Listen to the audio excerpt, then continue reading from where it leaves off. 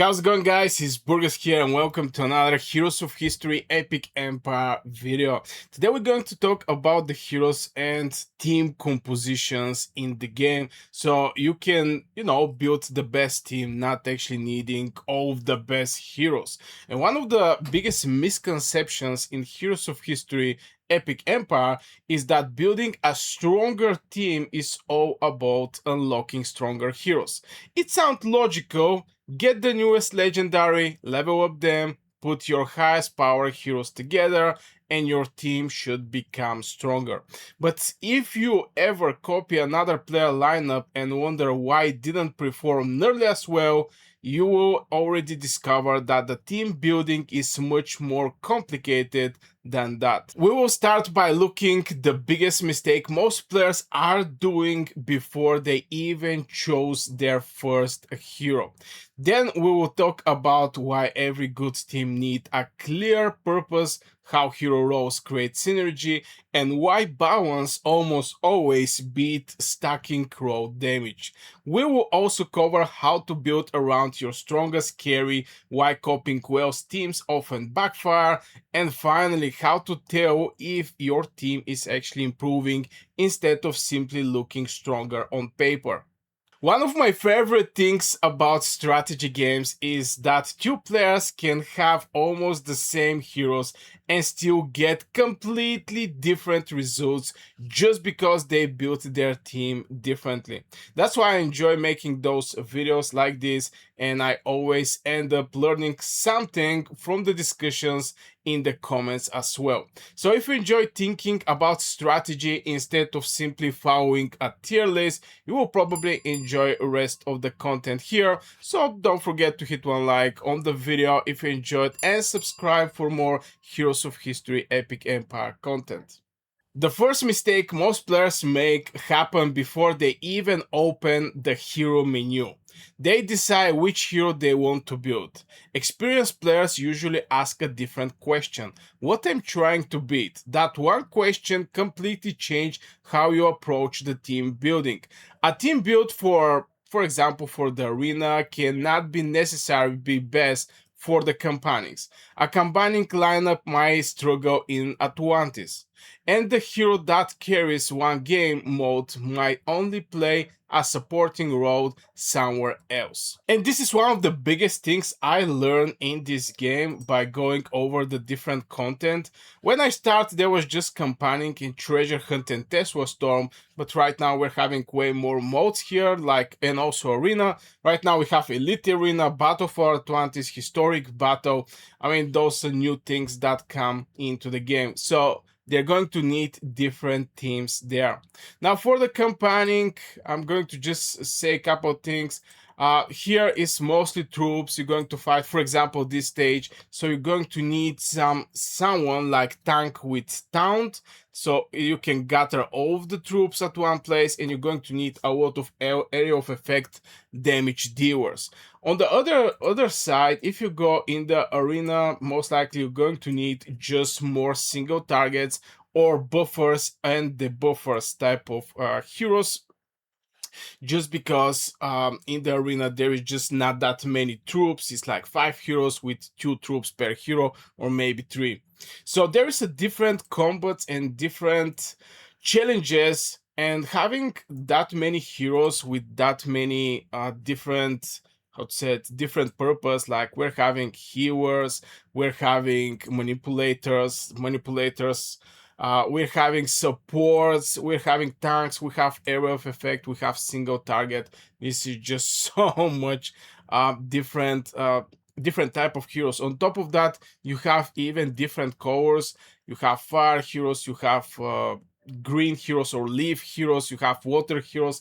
What I'm trying to say with the colors is sometimes even color, when you go and use a counter color, is going to help you buy a lot because you're doing way more damage. So the whole mechanics in this game is around the heroes and the content. So you cannot build something like universal 5 heroes.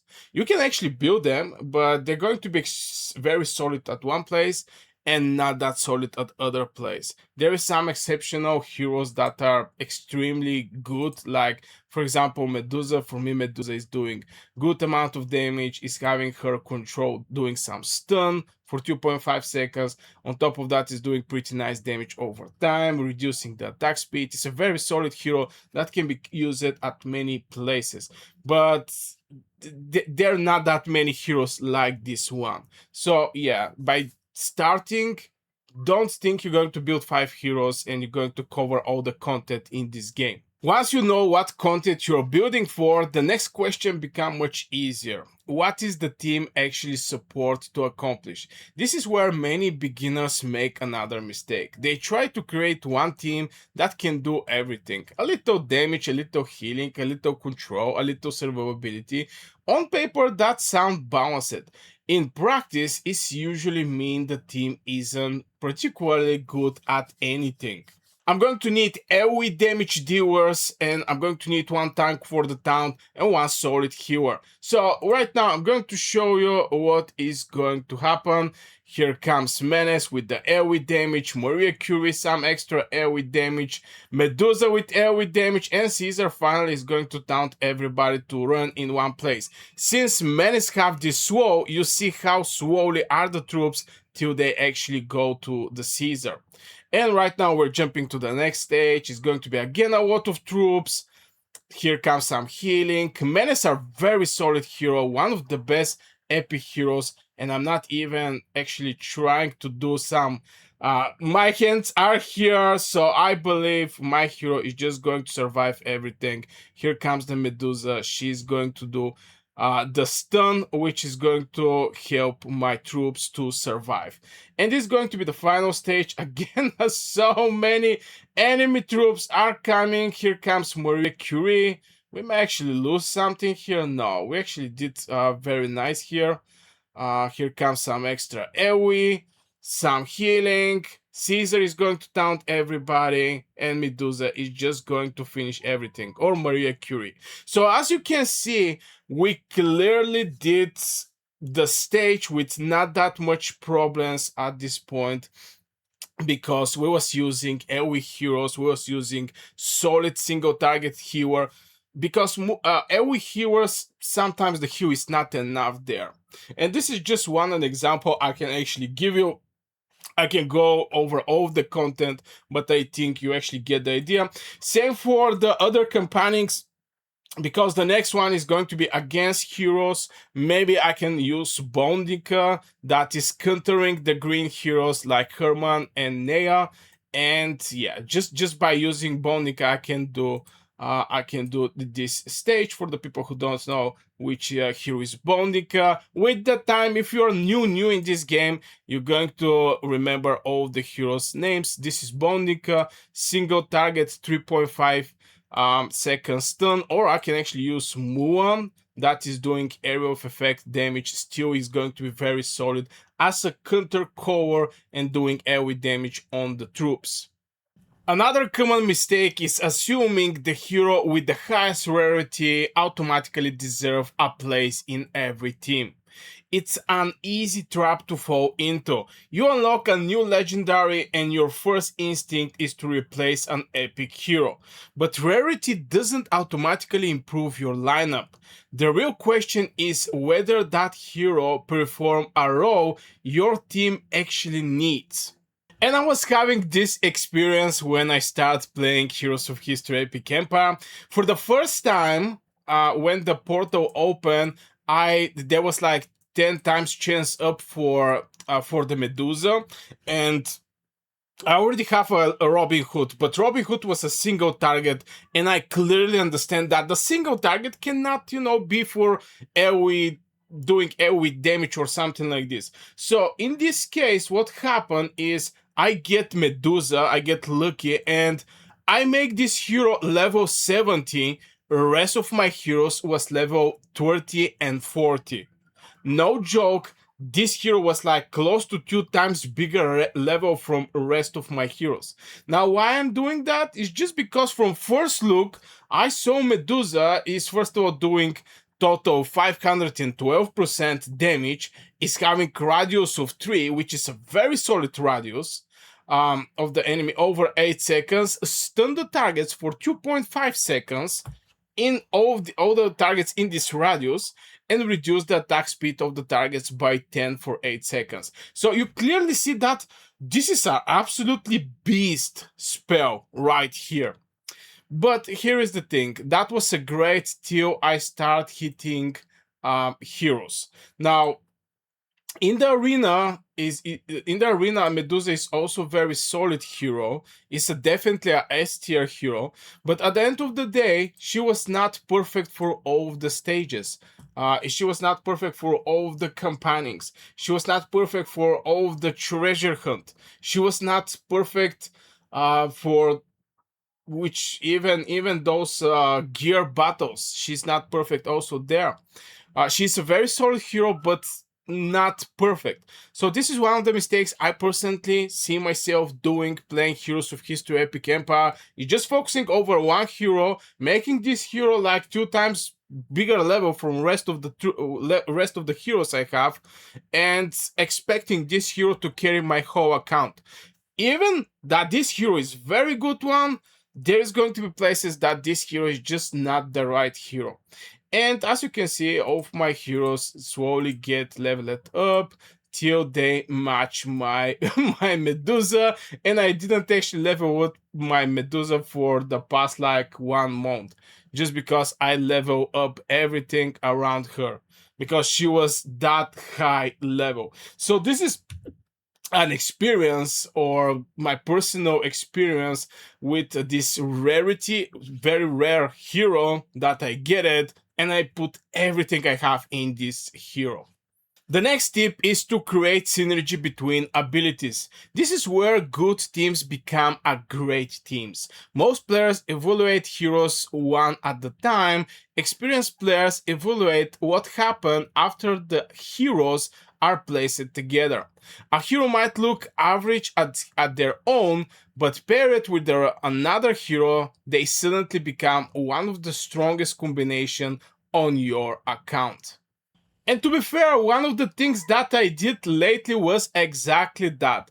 Trying to find the best synergy for my team to finish the stage 27. Now, stage 27, here is the thing. I'm going to just go there. What issue I was having and how I actually solve it. We're having all these hydras here that are sun element level 46. The thing that here was beating me, not my heroes was dying, but the issue was that I run out of time. It was like 3 minutes or maybe 4 minutes to kill 3 stages of the Hydra, so I always finish not be able to doing that at like 4%, something like this, 5%. And I try many different mechanics, and from there, first thing I notice is I start using Odysseus. I was using Maria Curie, Hercules, and Medusa. So that was the 4 heroes that I was used. But on top of that, I was having one place for support. For the people who is having X amount of heroes, they know that support heroes are not doing good damage or any damage at all. They're basically a support heroes. So I check out all of my supports that I was having. I was using Abraham Lincoln at one point, but he was just, buffing all of my heroes to be invisible or not get any damage for like 3 seconds. That is everything that this hero was doing. Now you can dodge some damage. And not get some huge damage, but at the end of the day, my team wasn't actually dying, so Abraham Lincoln was not the option. From there I go with Louis, but the thing with the Louis was this bad boy is doing some shields, but that's all. You get some shields and you get some extra defense. Again, we're boosting here the survivability and not increasing the damage so we can kill the Hydra. And finally, I was forced to level it up Confucius. Now, this bad boy is first of all giving some buffs to my troops or to my heroes. It's actually giving some attack Where is Confucius? Yeah, this bad boy is actually giving like 18%, reduce the damage, the defense of the enemy like 18% for 6 seconds. 6 seconds is good amount of time, by the way. Increase the attack of all allies by 29% of his base attack. Now, something that I did in extra, because the first time I still fail with Confucius, is from the equipment I built around attack. As you can see, here is percentage attack. The next one is also with attack. The next one is also with attack. The gear is giving single damage 5%. This one is actually increasing the attack 2.5%. Here you're going to see I have more attack and more attack. So the reason I did that is not only that this hero is the best support for this fight right now, where I'm not fighting to survive, but I need damage. But on top of that, when he's buffing with his attack, he's going to just give more attack to my heroes. And this is how I was able to basically defeat this stage level 27. And right now we're going to think about the next stage. A mistake I used to make was believing that adding more damage would solve every problem. If you go stuck, I look for another damage dealer. If the battle time out, I wanted even more damage. But after more fights, I realized something. Sometimes the reason your team isn't dealing enough damage is because it isn't surviving long enough to deal with it.